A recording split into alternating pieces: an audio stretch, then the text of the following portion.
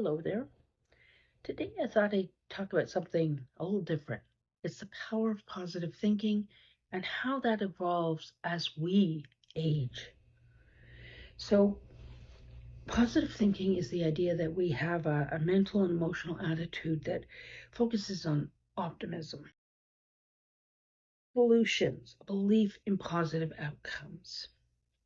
It plays a critical role in shaping personal experience, influencing mental and physical health. It also helps us to determine our resilience in difficult times. It's rooted in psychological theories such as cognitive behavioral therapy or CBT, positive psychology, and other uh, ideologies that believe in positive proactive thinking. This is more than, oh, everything's wonderful, I only see roses kind of thinking. This is a powerful way of affecting our very behavior, our thoughts, our emotions, and our motivations.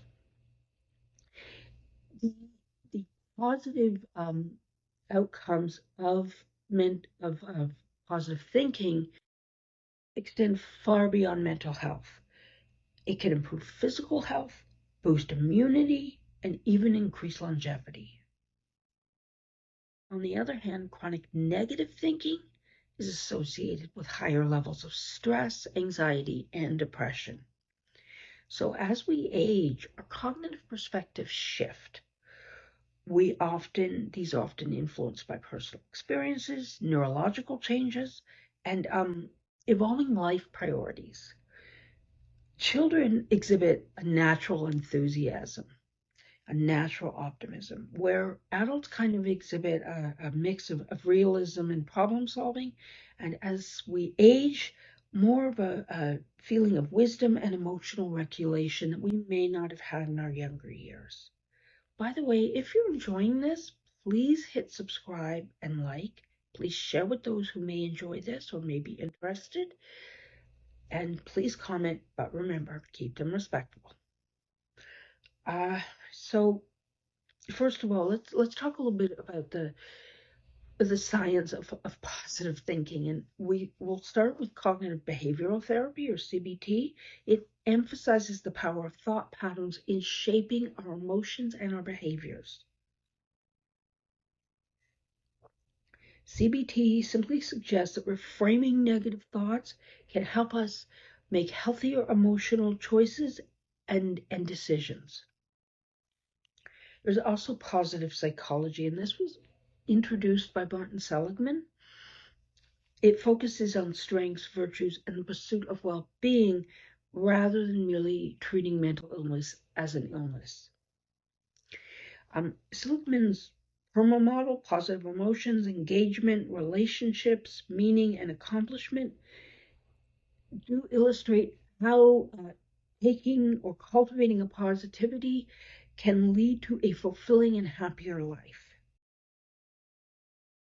There are also neurological bases of cognitive positive thinking.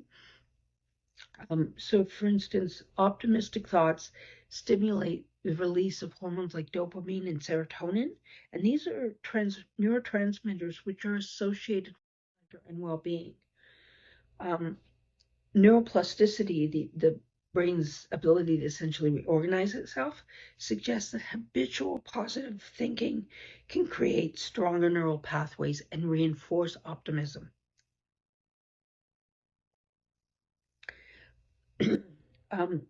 So the effects of positive thinking on mental health are quite profound. Stress is reduced. Positive thinkers experience lower cortisol levels, which reduces the harmful effects of cognitive or constant or chronic stress. Resilience. Optimistic individuals recover from setbacks faster and demonstrate better emotional adaptability and emotional intelligence. A positive mindset enhances self-awareness, empathy, and emotional regulation, and it leads to better and healthier social relationships. Does positive thinking affect physical health? Well, it impacts, as I said, immunity as well as longevity. So a longitudinal study actually by the Mayo Clinic found that optimistic individuals had a 15% lower risk of premature death. Um, it also is related to a lower risk of cardiovascular disease, better recovery from illnesses and major surgeries, and improved lifestyle choices such as things like regular exercise, healthy eating. Um, there is a connection, obviously, between how we think and how our bodies react. So we even know that this can be seen in the placebo effect.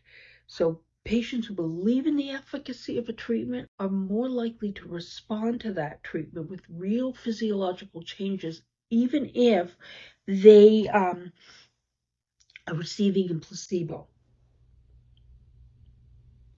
Thinking does evolve with age, as I mentioned. Children kind of, they're euphoric, they're optimistic, they're happy because they have not, most of them fortunately, have not yet been exposed to adversity. As they grow older, their social conditioning and education shape their thinking patterns. Adolescents who are influenced by like peer pressure, academic pressures, often experience cognitive distortions such as black and white thinking and catastrophizing. And we all remember being a teenager. As we reach young adulthood, we start to take on a more pragmatic mindset. Most people do, anyways. And this is because we're facing issues like careers and starting families. And this tests a youth's resilience. So those who develop problem solving skills and a positive or growth oriented mindset are more likely to cope with negative setbacks. As we reach middle age, we tend to adopt more of a balanced optimism. So we recognize both the opportunities available to us and the limitations we experience.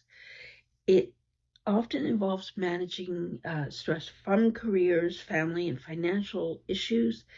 It requires emotional intelligence and adaptability to come out positively. And then we reach the age of many of the folks watching these older age, and if we're fortunate, we kind of move toward contentment and wisdom. There is research that suggests that the aging brain prioritizes positive memories over negative ones, which contributes to overall life satisfaction. Seniors also tend to develop better emotional regulation. So we value social connections, we value gratitude, and we move in a proactive and positive direction. Now, I want to hit on a really important point. I'm not talking about toxic positivity. I'm talking about realistic optimism. We've all met that overbubbly personality who seems to dismiss everyday struggles. That is not actually healthy.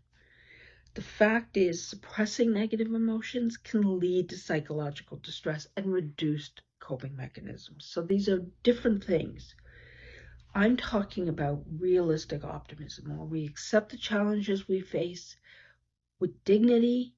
We try to find our strengths and the positive experiences out of these things, and we move forward. There are cultural and social influences that play a role. Western societies tend to emphasize individual resilience. Eastern philosophies integrate acceptance and balance. So understanding cultural perspectives helps in developing a nuanced perspective and approach to positive thinking. What are the things we can actually do to develop a more positive mindset? Mindfulness meditation is a big one. It reduces stress and enhances emotional well-being. Gratitude journaling, and you can find a number of online or apps that will allow you to easily journal.